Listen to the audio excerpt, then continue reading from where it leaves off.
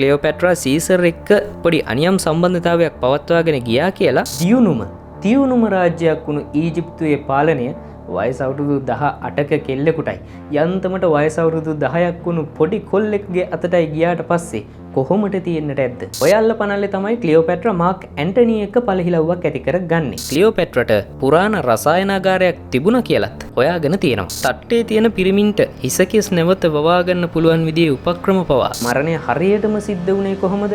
මරණයෙන් පස්සේ ශරීරය තැම්පත් කරේ කොහෙද? සංකලන ප්‍රොඩක්ෂන් අපි ගෙන අලුත්ම ප්ලේලිස්ට් එක හිස්ටෝරි ස්ටෝරි. මේකදී අපි කතා කරන්න බලාපොරොත්තු වෙන්නේ අතීතයේ සිදු වුණාය කියලා සැලකෙන කාරණා ගැන. එතනදී අපි රජ කෙනෙක් ගැන කතා කරනවා වෙන්න පුළුවන්. එහෙම නැත්නම් තිබුණු රාජ වංශයක් ගැන, හිටපු සත්තු සිව්පාව ගැන, එහෙමත් නැත්නම් අතීතයේ සිදුණු අභිරහස් දේවල් ගැන පවා අපි කතා කරන්න බලාපොරොත්තු වෙනවා. ඒකට රාමුවක් සීමාවක් නැහැ. ඉතිහාසයේ සිදු වුණා කියලා සැලකෙන ඕනම දෙයක් ගැන අපි කතා කරන්න බලාපොරොත්තු වෙනවා. හිස්ටෝරි ස්ටෝරි තුලින් ඉතිහාසය ගැන කතා කරගෙන යනකොට මෙන්න මෙහෙම පොඩි ගැටලුවක් නම් තියෙනවා. ඉතිහාසයට අපිට ගිහිල්ලා බලලා ගවේෂණය කරලා තොරතුරු අනාවරණය කරගන්න පුළුවන් කමක් නැහැ. ඉතිහාසය ගෙවිලා ඉවරයි. ඒ නිසා අපිට සිද්ධ වෙන්නේ කෙනෙක් එහෙමත් නැත්නම් පිරිසක් හොයාගත්ත ගවේෂණය කරපු මෙහෙම සිද්ධ වුණාය කියලා සනාථ කරපු දෙයක් ගැන තොරතුරු බලලා මේක සිද්ධ වෙන්න තියෙන ප්‍රවණතාවය සම්භාවිතාවය වැඩි කියලා හිතන කරුණු කාරණා ඔබට අරගෙන එන්නට විතරයි. කොහොමත් ඉතින් ඉතිහාසය ගැන කතා කරනකොට එක මේසෙක එක සම්මුතියකට එළඹිලා කතා කරන්න පුළුවන් නිදහසර බොහොම අඩුයිනේ. ඒ නිසා ඔබගේ අදහස ඔබ සමහර විට ප්‍රතිවිරුද්ධ අදහසක් දරනවා වෙන්නට පුළුවන් කමක් නැහැ. ඒ ගැනත් කමෙන්ට් එකක් විදිහට තියන්නට අමතක කරන්න එපා. මොකද ඉතිහාසය ගැන හෝ වේවා නැත්නම් වෙනත් කරුණක් ගැන හෝ වේවා ගවේෂණය කරගෙන යන පිරිසට ඔබේ කමෙන්ට් එක බොහොම වටිනවා වෙන්නට පුළුවන්. History Story ඉතිහාසයට ගැනීමක්. හිස්ටෝරි ස්ටෝරි ප්ලේලිස්ට් එකේ පළවෙනි වැඩසටහනෙන්ම අපි කතා කරන්න බලාපොරොත්තු වෙන්නේ ලෝකයේ හොල්ලපු බොහොම සුරූපී කාන්තාවක් ගැන. ඒ විතරක් නෙමෙයි, ඇය කාගේත් කතාබහට ලක්වුණු ලෝක ඉතිහාසයේ පෙරලියක් කරපු අගරජිනියක්. අපි කවුරුත් දන්න ක්ලියෝපැට්‍රාගේ ඔබ නොදත් අභිරහස් ගොඩක් ගැන හොයාගත්ත තොරතුරුයි අද වීඩියෝ තුලින් අපි කතා බහ කරන්නේ. ක්ලියෝපැට්‍රා ගැන පුදුම හිතෙන කරුණු කාරණා ටික හොයාගන්න නම් මේ ක්ලියෝපැට්‍රා කියන්නේ ඇත්තටම කවුද කියලා අපිට මුල ඉඳලා පොඩ්ඩක් ලියාගෙන යන්න සිද්ධ වෙනවා. ක්ලියෝපැට්‍රා ඊජිප්තුවේ ඉපදුනාට මොකද ඇය ඊජිප්තු ජාතිකයෙක් නෙවෙයි. ඉතිහාසය ගැන හොයන්න කැමති ඔබ සමහර විට අහලා ඇති ටොලමික් රාජවංශය ගැන. ඇය තමයි ටොලමික් රාජවංශයේ හිටපු අවසාන පාලිකාව. ඇගේ මූලාරම්භය මැසිඩෝනියානු ග්‍රීක රාජකීය පවුලක්. ටොලමියානු රාජවංශයේ හිටපු බොහෝ රජවරු හඳුන්වන්නත් මේ ටොලමි කියන නම පාවිච්චි කරා. ක්ලියෝපැට්‍රාගේ තාත්තගේ නම 12 වෙනි ටොලමි. 12 වෙනි ටොලමිගේ මරණයෙන් පස්සේ තමයි ක්ලියෝපැට්‍රාට පුළුවන් වෙන්නේ ඊජිප්තුවේ සමරාජිනිය බවට පත් වෙන්න. මොකද්ද මේ සමරාජිනිය කියන්නේ? ඒකේ තේරුම තමයි ක්ලියෝපැට්‍රාට ඊජිප්තුවේ සම්පූර්ණ පාලනය එහෙමත් නැත්නම් සම්පූර්ණ රාජ්‍යත්වය හම්බ වෙන්නේ නැහැ. ක්ලියෝපැට්‍රාට ඊජිප්තුව පාලනය කරන්න සිද්ධ වෙන්නේ ඇයගේ සොහොයුරා එක්ක. ඒ කියන්නේ 13 වන ටොලමිත් එක්ක. ඊජිප්තුවේ පාලන කිරුළ ක්ලියෝපැට්‍රාගේ හිස මතට පැටවෙනකොට යන්තම් ඇයට වයස අවුරුදු 17ක් හෝ උපරිම 18ක් වෙන්නට ඇති කියලා ගණන් බලලා තියෙනවා.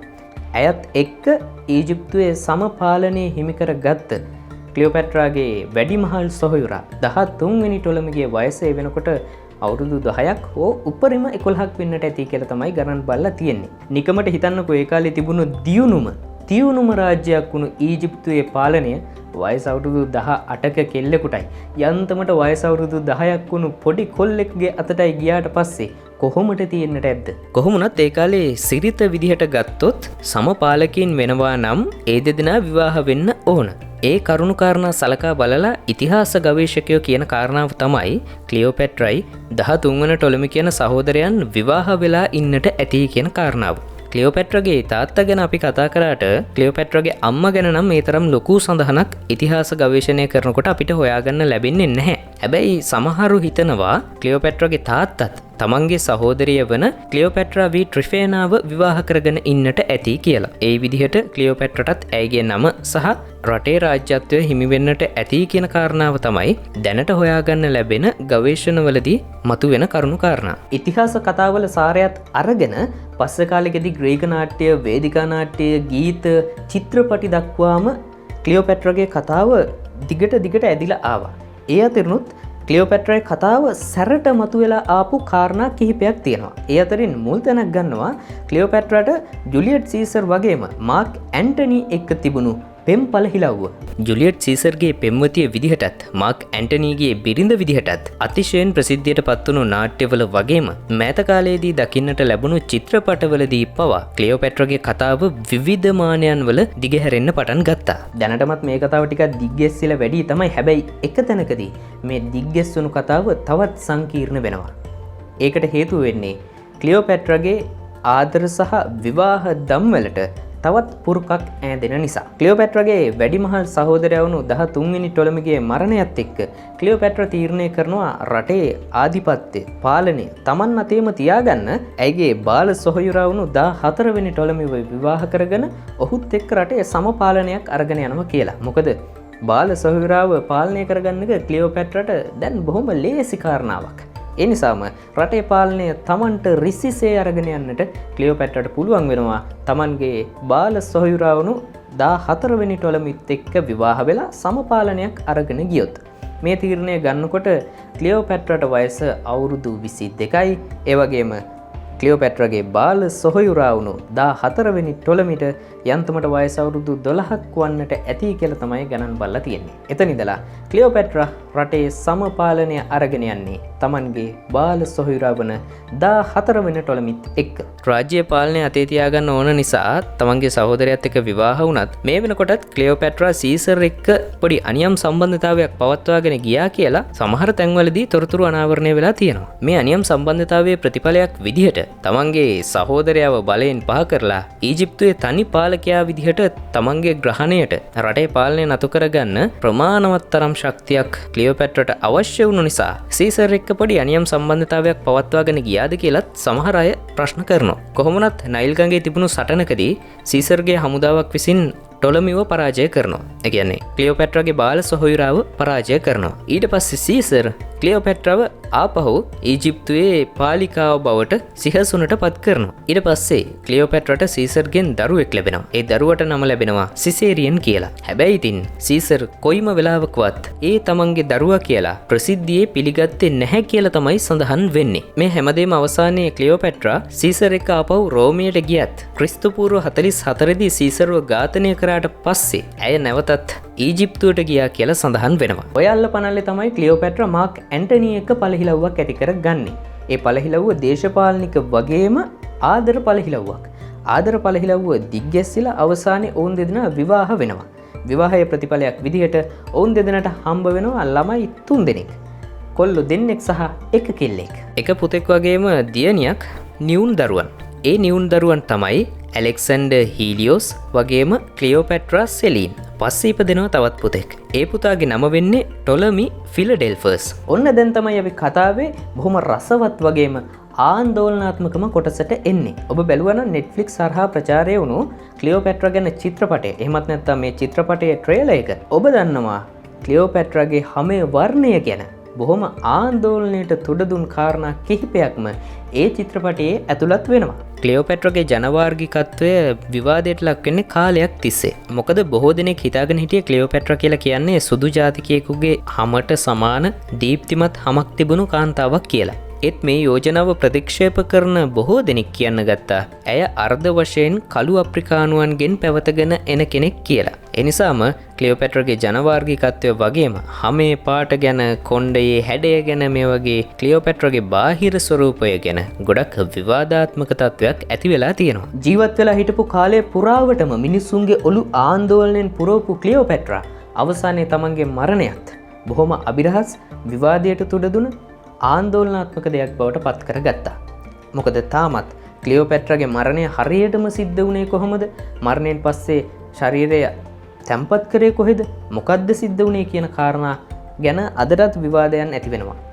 ඒ ගැන තාමත් හරියටම මෙන්න මෙහෙමයි සිද්ධ වුණේ කියලා එක මේසයක ඉඳලා කාරණා කතා කරන්නට පුළුවන්කමක් නිර්මාණය වෙලා නැහැ. කිහිප දෙනෙක් විශ්වාස කරනවා ක්ලියෝපැට්‍රා මියගියේ යුද්ධයකදී කියලා. හැබැයි බොහෝ දෙනා අතර ප්‍රසිද්ධ මතය තමයි ක්ලියෝපැට්‍රා සර්පයෙක් ලව්වා දෂ්ට කර ගැනීමෙන් සර්ප විෂ ශරීරගත කරගෙන සියදිවි නසා ගත්තා කියන කාරණාව. කොහොමුණත් ඉතිහාසය ගැන පොඩ්ඩක් පිරික්සලා බලනකොට කතාව ලියවිලා තිබුණේ මෙන්න මේ විදිහට.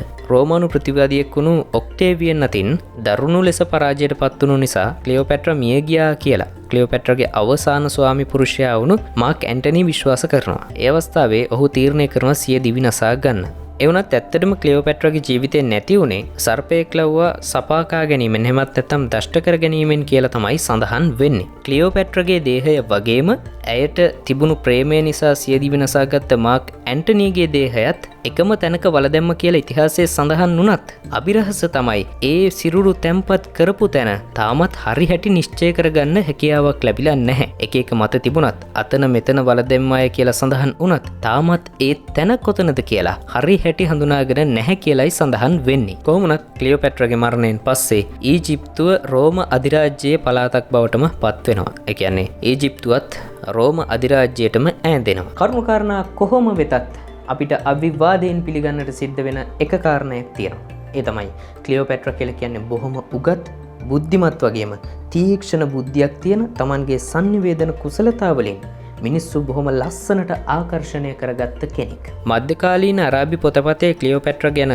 ලියවිලා තියෙන්නේ ගණිතඥවරියක්, රසායන විද්‍යාඥයෙක් වගේම දාර්ශනිකවරියක් විදිහට. ඒ පොතපත ඇය ගැන බොහොම ප්‍රශංසාශීලී විදිහට ලියවිලා තියෙනවා කියලත් සඳහන් වෙනවා. ක්ලියෝපැට්‍රා විද්‍යාත්මක පොතපත ලියලා තියෙනවා වගේම ඇයට භාෂා කිහිපයක් පිළිබඳවම හසල දැනුමක් තිබිලා තියෙනවා. කොටින්ම කියනවා නම් භාෂා 5ක් හෝ 9ක් අතර කතාබහ කරන්න පුළුවන් හැකියාව තිබුණා කියලත් සඳහන් වෙනවා. ටුවන් රෝලර් වගේ අය ලියපු පොතපතේ සඳහන් වෙන විදිහට නම් ක්ලියෝපැට්‍රාගේ කාලේ කාන්තාවන්ට පිරිමින්ට වගේ ඉගෙන ගන්න අවස්ථාව තිබිලා නැහැ. ඒ නිසා අධ්‍යාපනය ලබන්න ඇගේ වැඩි උනන්දුවක් තිබුණා වගේම ඒ ඉගෙනගත්ත දේවල් ගැන ඇයට සංවේදී සතුටක් තිබුණා කියලා සඳහන් වෙනවා. ආර්ථික විද්‍යාව, නීතිය, යුද උපක්‍රම වගේම වාග් විද්‍යාව වගේ දේවල් පුළුල් පරාසයක අධ්‍යයනය කරන්න ඇය උනන්දු වෙලා තියෙනවා. ක්ලියෝපැට්‍රා එක්ක ඊජිප්තුව පාලනය කරපු ඇයගේම සොහොයුරා වන 13 වෙනි ටොලමිට එහෙම තිබිලා තියෙන බොහොම කුඩා අධ්‍යාපනයක් කියලත් ලියවිලා තියෙනවා. ක්ලියෝපැට්‍රා කියලා කියන්නේ බොහොම හොඳ සංනිවේදිකාවක්.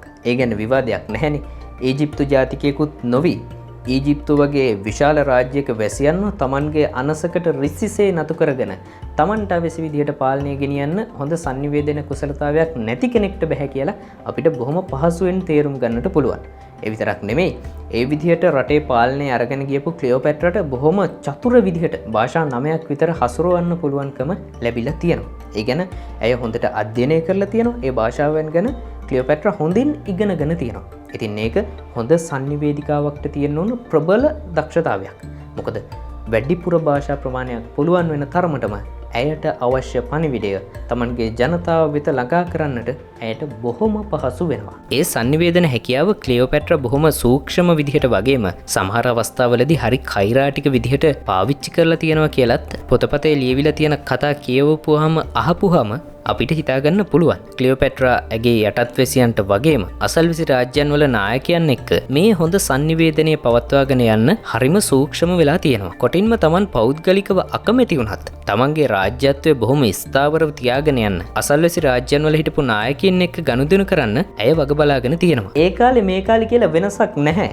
පාලන බලයක් Tamanගේ අතට හිමි වුණාට පස්සේ දේශපාලනික වශයෙන් Tamanගේ පාලනය පහසු කරගන්න රූමත් කාන්තාවක් නම් Tamanගේ රූපය දේශපාලන මෙවලමක් විදිහට පාවිච්චි කරගන්න ක්ලියෝපැට්‍රාත් පෙළඹිලා තියෙනවා. ඒ විතරක්ම නෙමෙයි.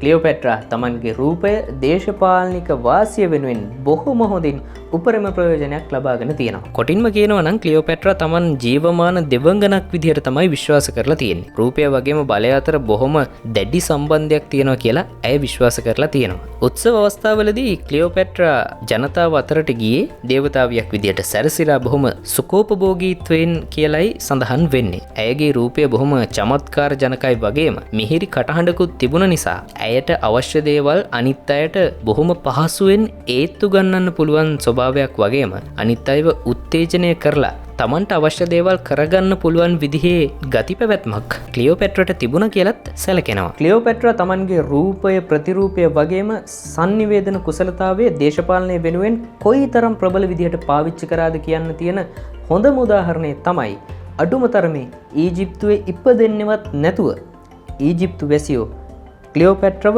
නියම පාරාවෝ කෙනෙක් විදිහට නම් කරලා සලකලා තියෙනවා. අවුරුදු 17-18 වෙනකොට සිංහාසනයට ආවට මොකද ක්ලියෝපැට්‍රට තිබුණේ බොහොම කෙටි ජීවිත කාලයක්. වයස අවුරුදු 39ක් විතර වෙනකොට ඇය මිය යනවා. හැබැයි මේ කෙටි කාලය තුළ ඇය ගොඩාක් දේවල් කළා. රජකමට අමතරව භූගෝල විද්‍යාව, ඉතිහාසය, තාරකා විද්‍යාව, රාජ්‍යතාන්ත්‍රික භාවය, ගණිතය, වෛද්‍ය විද්‍යාව, සත්ව විද්‍යාව, ආර්ථික විද්‍යාව වගේම තවත් බොහෝමයක් විෂයන් හදාරන්න ඇය කාලය වෙන් කරලා තිබුණා. කොටින්ම කියනවා නම් ක්ලියෝපැට්‍රට පුරාණ රසායනාගාරයක් තිබුණ කියලත් හොයාගෙන තියෙනවා. මේ රසායනාගාරයේ ඖෂධ පැලෑටි වගේම ගොඩක් ආලේපන සම්බන්ධයෙන් පරීක්ෂණ පවත්වලා තියෙනවලු. ඒ පරීක්ෂණ කරලා ඇය ලියපු පොතපතක් තිබුණා කියලා කියවෙනවා. හැබැයි අවාසනාවකට ඇයගේ හැම පොතක්ම වගේ ක්‍රිස්තු වර්ෂ 391 දී ඇලෙක්සැන්ඩ්‍රියාවේ මහා පුස්තකාලය ඇති වුණු ගින්නෙන් විනාශ වෙලා ගිහිල්ලා තියෙනවා. කොටින්ම කියනවා නම් තට්ටේ තියෙන පිරිමින්ට හිසකිස් නැවත වවා ගන්න පුළුවන් විදිහේ උපක්‍රම පවා ඒ පොතපතේ ක්ලියෝපැට්‍ර ලියලා තිබුණා කියලා සඳහන් වෙනවා. තාක්ෂණයේ දියුණුවත් එක්ක ක්ලියෝපැට්‍ර ගැන තවත්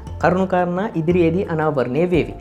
ඒ ගැනත් මට ලැබෙන තොරතුරු ගැන මම ඔබට කියන්නම්. ඒ නිසා මේ වගේ ඉතිහාසයට කැණීමක් කරන්න කැමති ඔබ මතක ඇතුව සංකලන අපිව සබ්ස්ක්‍රයිබ් කරලා තියාගන්න.